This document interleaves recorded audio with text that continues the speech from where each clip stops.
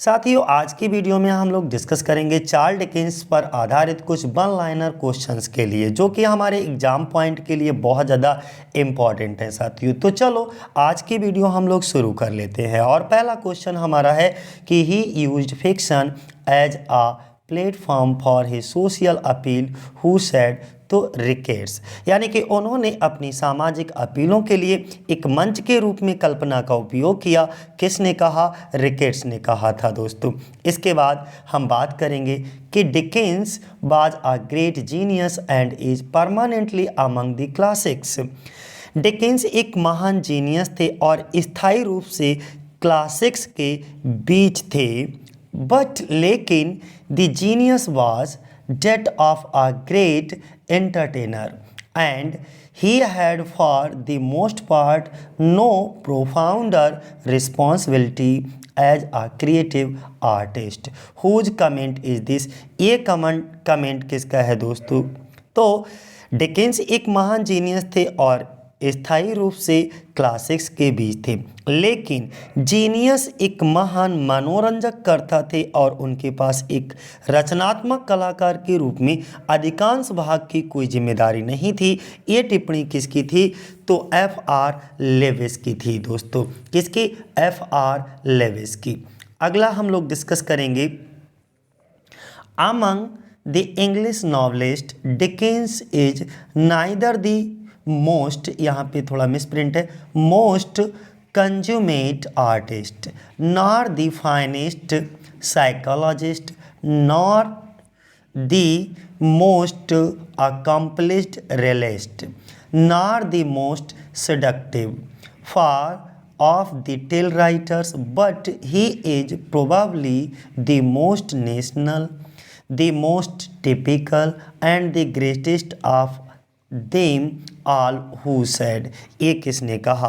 यानी कि हम ये कह सकते हैं, अगर हम इसके हिंदी की बात करें तो अंग्रेजी उपन्यासकारों के बीच डिकेंस ना तो प्रेरक कलाकार थे, ना ही बेहतरीन मनोवैज्ञानिक, ना ही सबसे निपुण यथार्थवादी, ना ही कहानीकारों के सबसे मोहक, लेकिन वह शायद सबसे अधिक राष्ट्रीय, सबसे विशिष्ट और उन सभी में सबसे महान हैं। किसने कहा? तो काज़मियन ने। किसने कहा? काज़मियन। ये एक राइटर थे, उनका ये कमेंट है, उनकी ये टिप्पणी है दोस्तों। दूसरा हम बात करेंगे फोर्थ पॉइंट की, as a punishment for biting his step father mister Murdstone sent David Copperfield somewhere the place was. वो स्थान कौन सा था? अपने सौतेले पिता के को जो है काटने की सजा के रूप में श्री मर्डस्टोन ने डेविड कॉपरफील्ड को कहीं भेजा था। वो जगह कौन सी थी? तो वो जगह जहाँ पर डेविड कॉपरफील्ड को भेज दिया था उनके स्टेप फादर ने, तो वो जगह का नाम था स्लेम हाउस। कहाँ भेजा गया था दोस्तों? Slam house. ध्यान रखना इस जगह के लिए। अगला हम लोग डिस्कस करेंगे Dickens became the editor of daily news. Dickens daily news के संपादक बने, बट लेकिन he held it only for a very short duration. लेकिन उन्होंने इसे बहुत कम अवधि के लिए ही न्यूज़ के संपादक रहे। ये अवधि कितनी थी दोस्तों? दिस ड्यूरेशन वाज, वो 3 वीक्स के लिए बने थे दोस्तों। Hard time appeared in, hard time कब आया दोस्तों? तो 1854 में।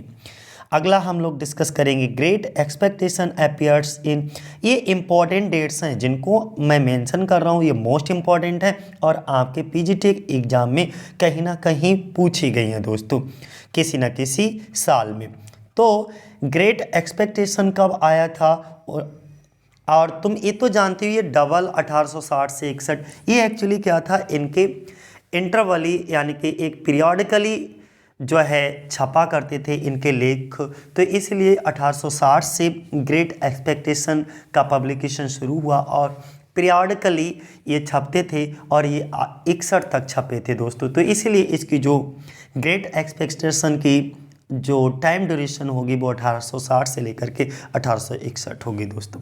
इसके बाद who edited house hold word and all the year round. ये हाउस होल्ड वर्ड और ऑल द ईयर राउंड ये क्या है, एक पत्रिका के नाम हैं, ओके, जो कि एडिटेड किसने संपादित किया इसको, उनका नाम क्या था, तो उनका नाम था चार्ल्स डिकेंस।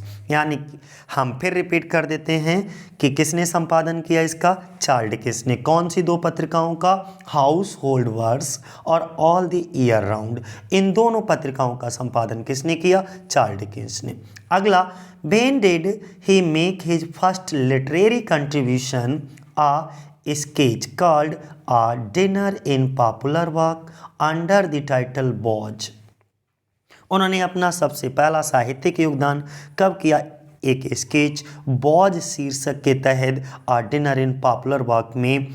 तो ओके, कब हुआ, 1833 में। और उसी साल this same piece was reprinted in sketches by Boz as Mr. Minns and his cousins।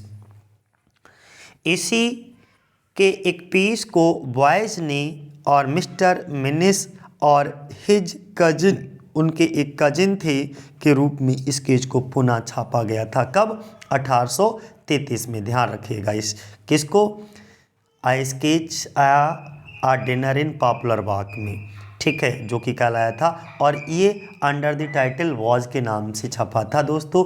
और कब छपा था, 1833 में। Sketches by was contained illustrations by an artist. Who was the artist, वो आर्टिस्ट कौन था, जो वॉज था कि रेखा चित्रों में एक कलाकार के चित्र थे, वो कलाकार कौन था, जॉर्ज ओके क्रुइसांग। कौन था, जॉर्ज क्रुइसांग, जॉर्ज क्रुइसांग। अगला, Dickens was an incomparable stylist with as pretty a scene for the right word as pretty an ear for prose rhythm as any English novelist has ever possessed। whose comment is this?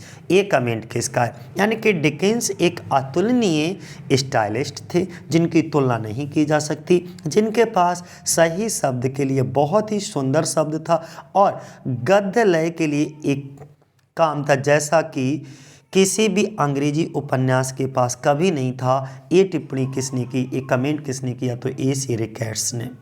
अगला हम बात करें, who called Dickens as special correspondent for posterity. Walter कौन थे, who called Dickens a special correspondence of prosperity, तो Walter Bagehot. कौन थे, Walter Bagehot. अगला हम लोग डिस्कस करेंगे नेक्स्ट डिकेंस को। तो अब पता लग गया डिकेंस को एक विशेष संपाददाता के लिए बुलाया गया, तो ये बात विशेष ध्यान रखिए।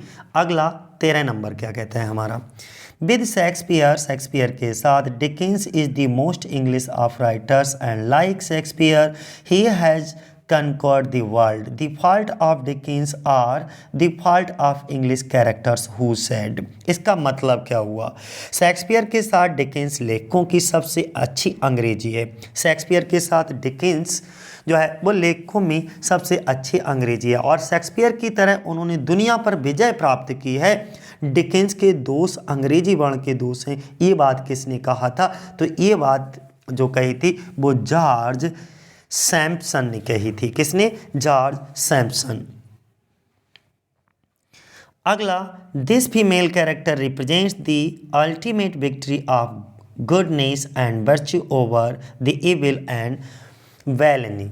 Whose character is an ideal of womanhood in David Copperfield. फिर से किसका बात जिक्र होने लगा, डेविड कॉपरफील्ड का, जो कि इनका इम्पोर्टेंट वर्क है दोस्तों।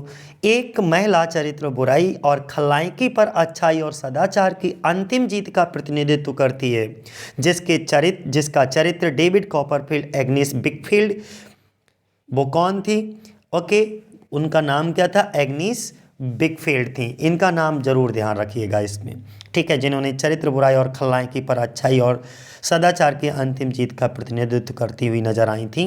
ओके, डेविड कॉपरफील्ड में उनका नाम था एग्नेस बिगफील्ड, जो कि स्त्रीत्व की एक आदर्श हैं दोस्तों। Who preferred being called David's child wife? Okay, Dora. David की चाइल्ड वाइफ कौन थी? डोरा। किसे बोला गया? डोरा को। Who was the mother of David Copperfield? David Copperfield की माँ का क्या नाम था? Mrs Clara Copperfield. क्या नाम था? डेविड कॉपरफील्ड की माँ कौन थी? श्रीमती Clara Copperfield. Next point 17 number, David's love for Dora Spenlow is Dickens own love for Maria.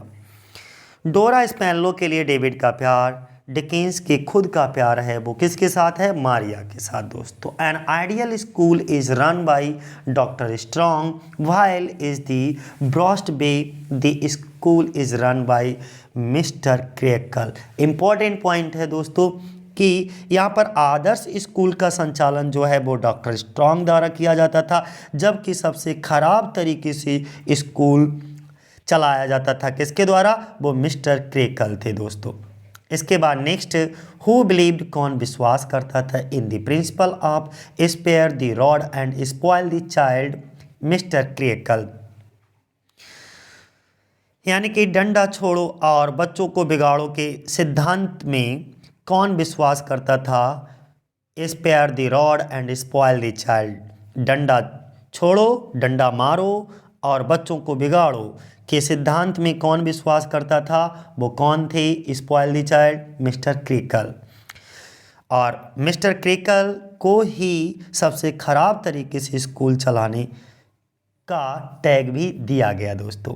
Whom does David consider as an elder sister and his good angel? Agnes को दोस्तों। जो डेविड थे किसको बड़ी बहन और सबसे अच्छी एंजल के रूप में मानते थे? वो कौन थी? Agnes. Next 21, the full name of pip in great expectation is? Great Expectation में पिप का पूरा नाम है फिलिप प्रिप। क्या नाम है? Philip prep.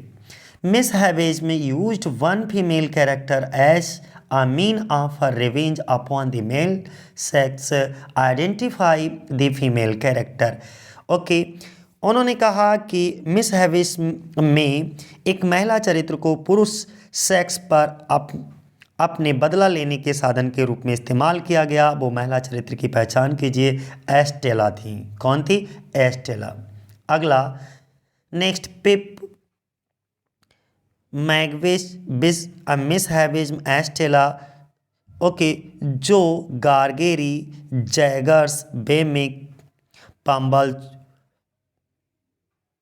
फिर है Pumblechook, Wopsle, Herbert Pocket, Orlick, Drummle, okay, Compeyson, miss Skiffins, Clara, mister Joe, Startop, okay, Biddy आदि ऐसे किरदार हैं जो इसमें दिखाई देते हैं। उनसे बड़ी उम्मीदें थी। वो किस में ये सभी किरदार नज़र आते हैं? तो वो ग्रेट एक्सपेक्टेशन में।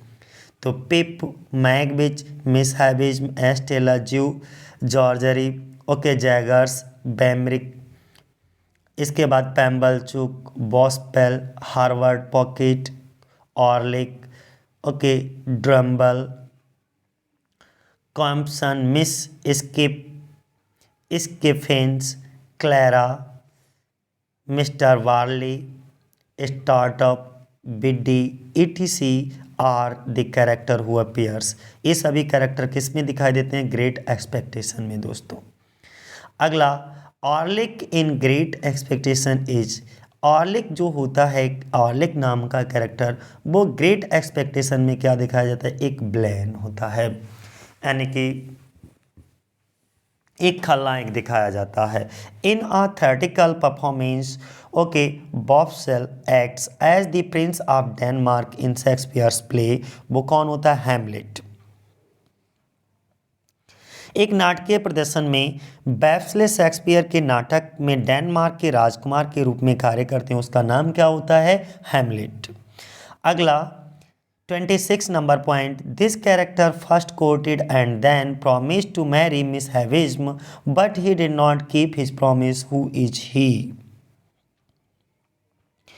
एक चरित्र ने पहले प्यार किया और फिर मिस हैविज्म से शादी करने का वादा किया, लेकिन अपना वादा नहीं निभाया। वह कौन था? तो वो था कॉम्पिसन। कौन था? कॉम्पिसन। याद रखिएगा इस कैरेक्टर को। Know that since 1866 has fallen on me with such a stroke।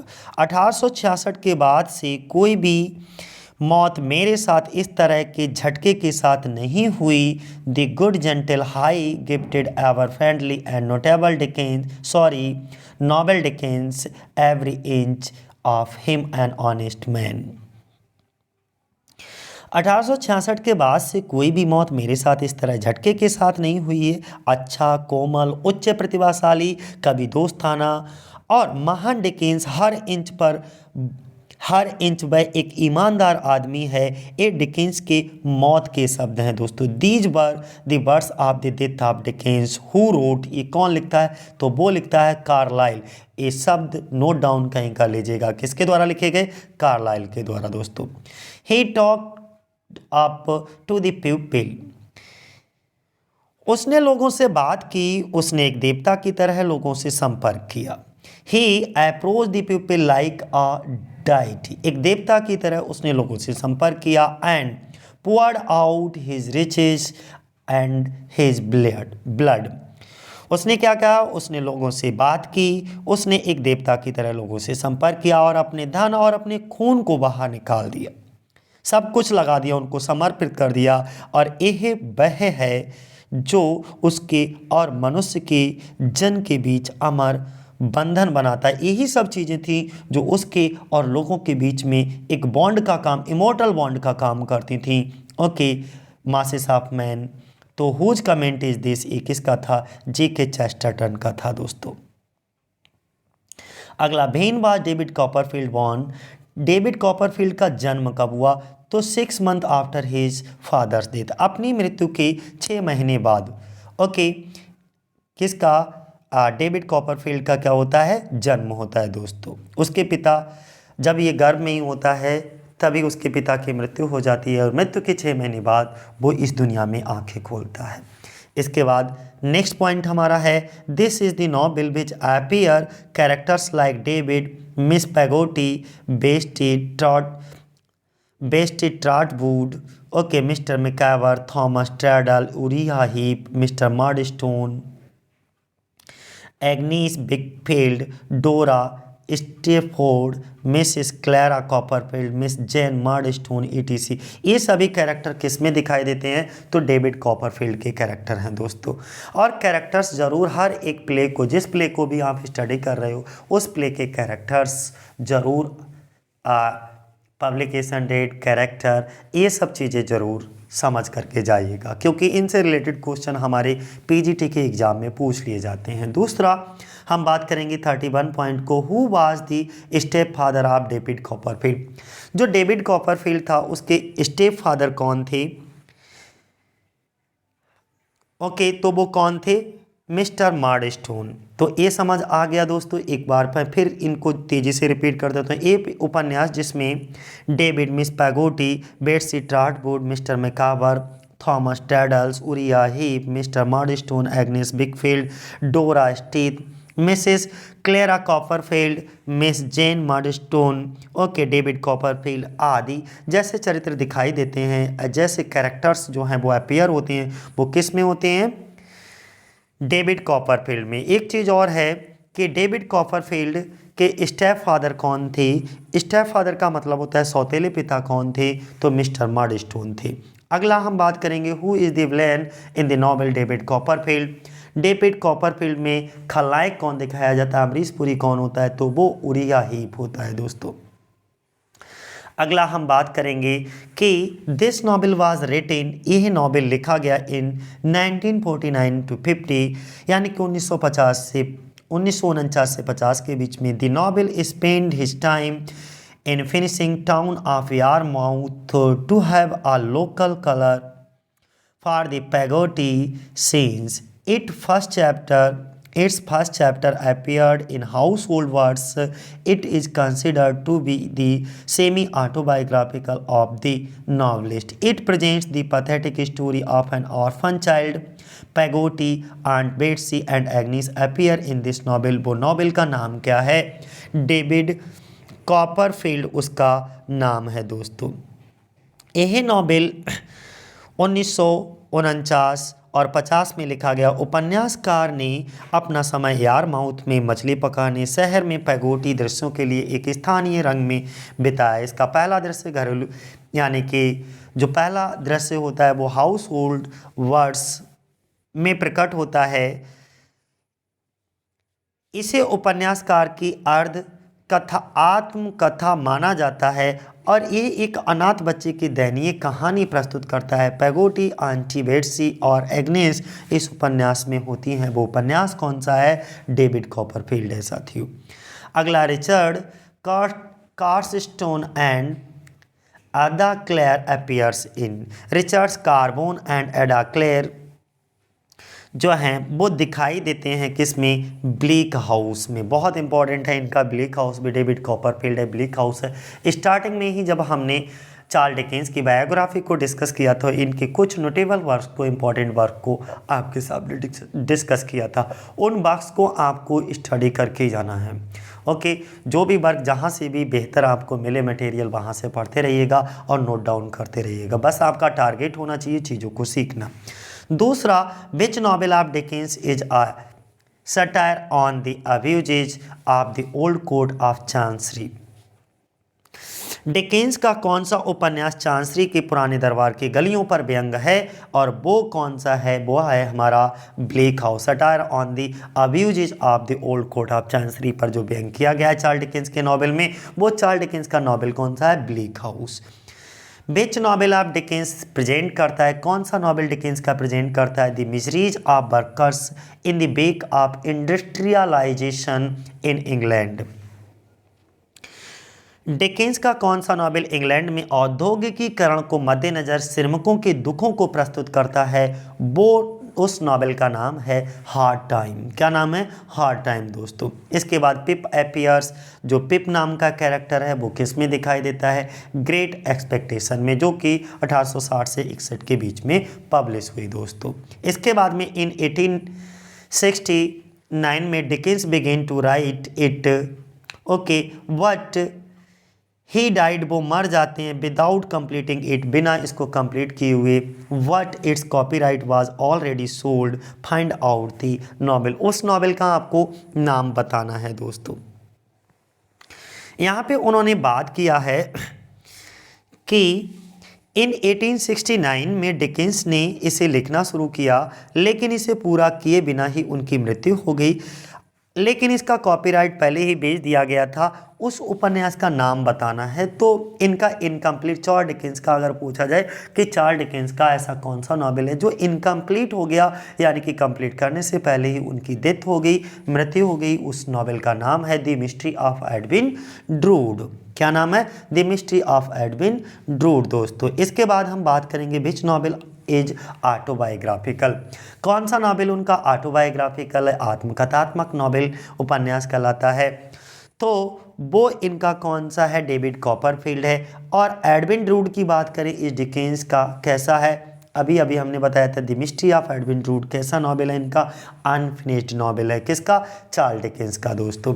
इसके बाद the law's delay is the subject matter of,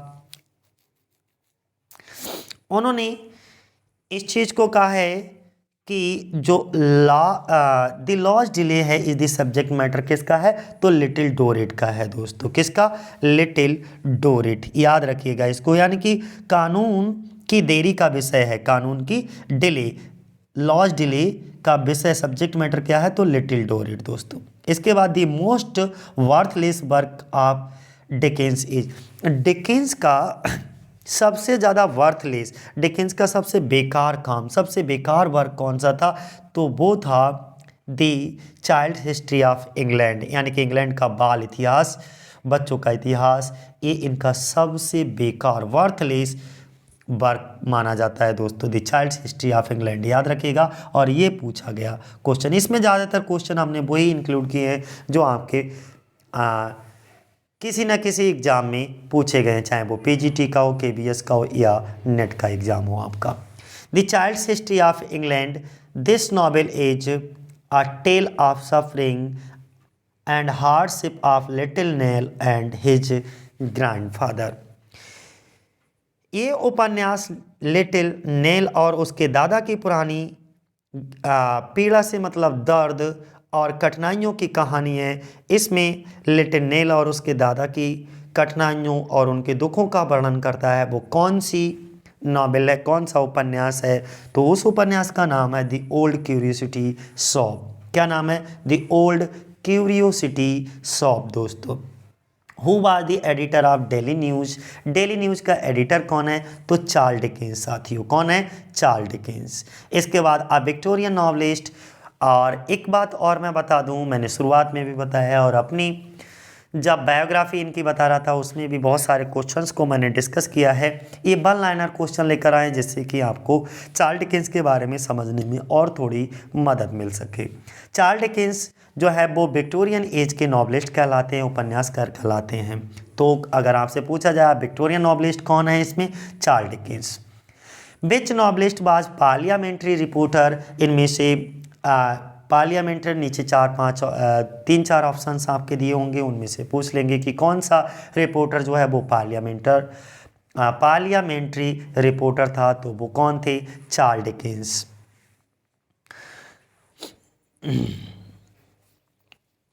कौन थे? चार्ल्स डिकेंस दोस्तों, याद रहेंगे। इसके बाद में इन्होंने कहा है कि जो चार्ल्स डिकेंस के कैरेक्टर होते थे वो मोस्टली ज़्यादातर कैसे होते थे? तो फ्लैट कैरेक्टर होते थे दोस्तों। इसके बाद which novel appeared first as a serial in household world? Household world क्या थी? ओके, एक पत्रिका का नाम था जो कि उसी पत्रिका में सीरियल से छपते थे। जैसे आज की डेट में हमारे यहाँ सीरियल नहीं आते हैं, टीवी पर बहुत सारे सीरियल आते हैं, नेक्स्ट एपिसोड, और इस तरीके से सालों साल वो एपिसोड चलते रहते हैं। इसी तरीके से इनके जो है वर्क सीरियल ही छपते थे और लोगों को बड़ा इंतज़ार रहता था कि अब एक नया वर्क इनका आएगा, पढ़ेंगे, अब अगले की कहानी क्या होगी, बड़ा सस्पेंस बना रहता था। तो उन्होंने इसमें ये पूछा था कि धारावाहिक के रूप में, सीरियल के रूप में कौन सा उपन्यास पहली बार सामने आया इनका? तो वो था hard time. House hold world में कौन सा था? हार्ड टाइम दोस्तों। एंड एपिसोडिक नॉवेल क्या है? पिक बिग पेपर है इनका। कौन सा है? पिक बिग पेपर, ध्यान रखिएगा। अगला जो कि एपिसोड की तरह पब्लिश हुआ था, Pickwick paper. Next, the degradation and sufferings of the poor in English workhouses are the subject matter of Oliver Twist। Answer क्या होगा आपका? ओलिवर ट्विस्ट दोस्तों। अंग्रेजी कार्य क्षेत्रों में अगर हम बात करें डिग्रेडेशन की और सफरिंग की, आप दी पुअर इंग्लिश, जो बेचारे पुअर इंग्लिश थे या दी पुअर थे, गरीब थे, okay, in English work houses में, तो उनका सब्जेक्ट मैटर की बात की गई है, उनके बारे में जिक्र किया गया। तो किस में? ओलिवर ट्विस्ट में दोस्तों। अगला हम बात करेंगे यानी कि गरीबी, इसमें जो ओलिवर ट्विस्ट में जिक्र किया है वो गरीबों के पतन और उनकी पीड़ा को लेकर के बहुत ज़्यादा जोर दिया गया है। उस उपन्यास का नाम था इनका Oliver twist. Oliver twist appear in serial in a magazine named. जो ओलिवर ट्विस्ट था वो सीरियल से पब्लिश हुआ था। कौन सी मैगजीन में? उस मैगजीन का नाम क्या था? ओके, उस मैगजीन का नाम था बेंटलीज मिस लैनी। क्या था? मिसेस लैनी, बेंटलीज मिस लैनी। इसके बाद ये बहुत मोस्ट इम्पॉर्टेंट है, नोट डाउन कहीं कर लीजिएगा। इन A Tale of Two Cities, the two cities are जो इनका वर्क है a tale of to cities में, वो दो शहर होते हैं जिनका जिक्र होता है। वो दो शहर कौन होते हैं, उनके नाम क्या हैं? लंदन और पेरिस। क्या होते हैं? अ टेल ऑफ टू सिटीज़ में दो शहर हैं, वो दो शहरों के नाम क्या हैं? लंदन और Paris. A tale of two cities is a historical novel. ये इनका एक कैसा नॉवेल है? हिस्टोरिकल नॉवेल है दोस्तों।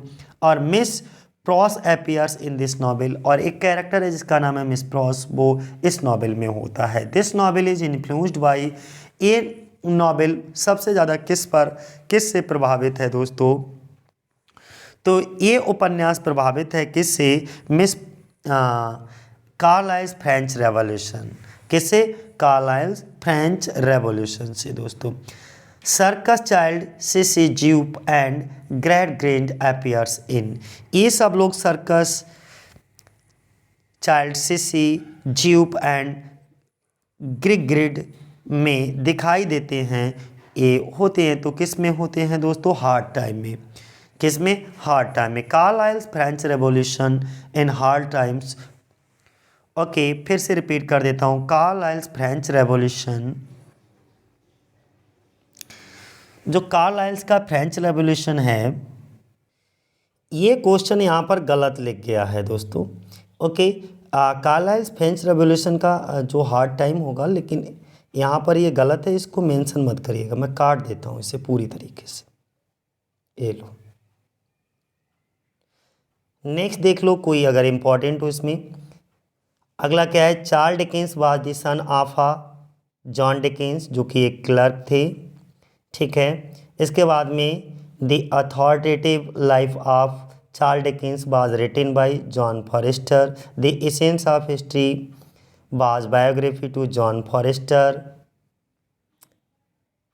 Charles Dickens was sent to school in 1824. Dickens was staff reporter for The True Sun. Dickens' first article was published in Sketches by Boz, in which magazine was Dickens both reporter as well as a contributor. Morning Chronicles. Oliver Twist was published in 1838, बल्कि 137 से और 39 तक चली थी। 1837 से लेकर के 1839 तक। ठीक है। Next, Charles Dickens was suspected of having written the 4 Georges in order to flatter American prejudice. Uriah Heep is the character in Dickens. David Copperfield. Okay, the administration and poor law and the making of criminals are dealt in Oliver Twist. The obvious purpose of Nicholas Nickleby is reform of school. इसके बाद में an attack upon the orthodox political system is made in hard Dickens hard time में ये बातें हो रही हैं Orthodox political system की। फिर for which magazine Dickens reporter of law cases and later on the parliamentary speech in morning chronicles में। पिकविक papers appear होती है किस में? 36-37 में। हुज, और ये एकदम गलत है, ये भी गलत है, कुछ क्वेश्चन यहाँ पे गलत नोट डाउन हो गए। ये 1936 नहीं 1836 होगा दोस्तों, 1836।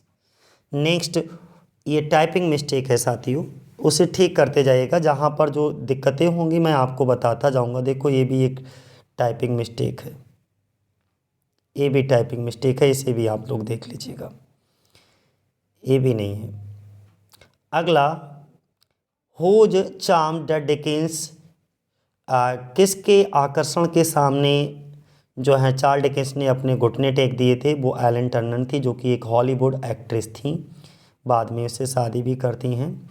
इसके बाद the character of Sam Weller figures in Dickens pick paper में the old curiosities of Dickens का एक्सप्लॉइट करता है the unutterable pathos of little Nell's death. इसके बाद कैरेक्टर ऑफ नेल रिप्रेजेंट करता है मैरी होगार्ड के लिए, जो कि डिकेंस सिस्टर इन लॉ होती हैं।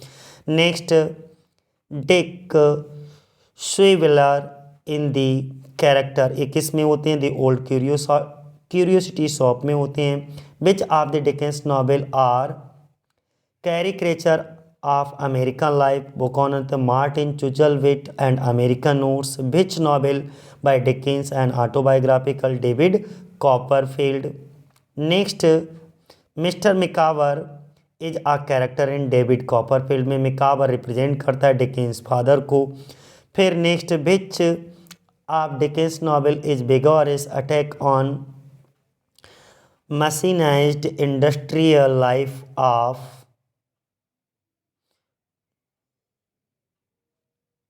नेक्स्ट, ये इंडस्ट्रियल लाइफ ऑफ किसकी, इंग्लैंड की है दोस्तों, ध्यान रखा। Which of Dickens novel is a vigorous attack on the mechanised industrial life of Victorian England, तो वो किस में दिखाई जाती है, हार्ड टाइम में। Characters of Bounderby and Gradgrind figures in hard time की बात होती है। अगला, Sissy Jupe is the character in hard time में है। Dickens little Dorrit is a severe attack upon the existence of the Marshalsea. Marshalsea एक jail का नाम होता है दोस्तों, हम उसमें बता चुके हैं आपको, द डेब्टर प्रिजन, जो कि कर्ज वापस ना करने के लिए जेल में डाल दिया जाता है, उस जेल का नाम क्या था, Marshalsea. Which are the two cities Dickens a tale of two cities में दो, ये पहले भी बता चुके हैं, Paris and London, repeated question है। The story of tale of two cities क्या है, interview and murder during the Gordon riots of 1780 की Sydney Carton is the character in, ये किस में कैरेक्टर है, a tale of two cities में।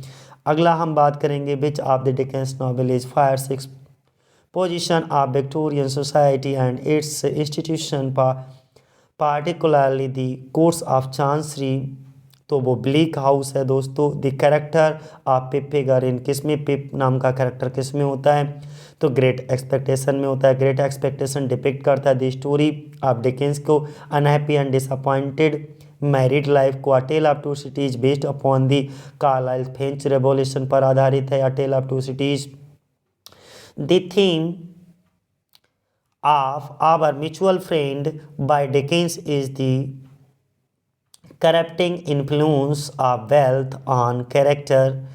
Okay, इक्कीस में ये जो थीम होती है आवर म्यूचुअल फ्रेंड की डिकेंस की, वो किस पर आधारित होती है, the corrupting influence of wealth on character पर। मिस्टर हैविस जो कैरेक्टर होता है वो ग्रेट एक्सपेक्टेशन में दिखाया जाता है। एस्टेला भी किस में होती है, ग्रेट एक्सपेक्टेशन में होती है। इसके बाद who called the pathos of Nell death a sort of emotional blackmail, Aldous Huxley होते हैं। फिर character of Nell's is viewed in the background of hungry forties. The theme of Dickens Dombey and son is pride, क्या उसकी theme क्या है डॉम्बे and son की, तो pride and its disastrous consequences. फिर for Dickens the parliament and its member are the great dust heap down the Bedminster and the national dustman respectively. अगला हम बात करते हैं,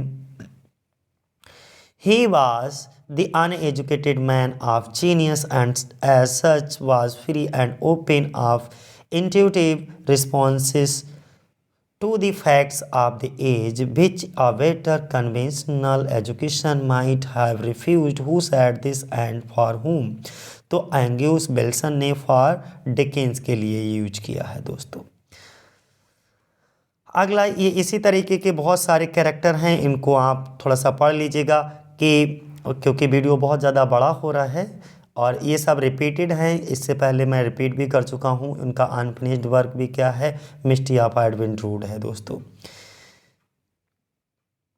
इसके बाद में the child history of England and Christmas का रोल, ये दोनों किसके द्वारा लिखे गए, वो चार्ल्स डिकेंस के द्वारा लिखे गए साथियों। ठीक है, तो इस तरीके से दोस्तों ये थी कुछ इम्पॉर्टेंट डिस्कशन, कुछ इम्पॉर्टेंट क्वेश्चंस किस पर, चार्ल्स डिकेंस पर आधारित। आई होप आपको ये वीडियो अच्छा लगा होगा दोस्तों। ठीक है, आज के लिए इतना ही। जय हिंद, जय भारत।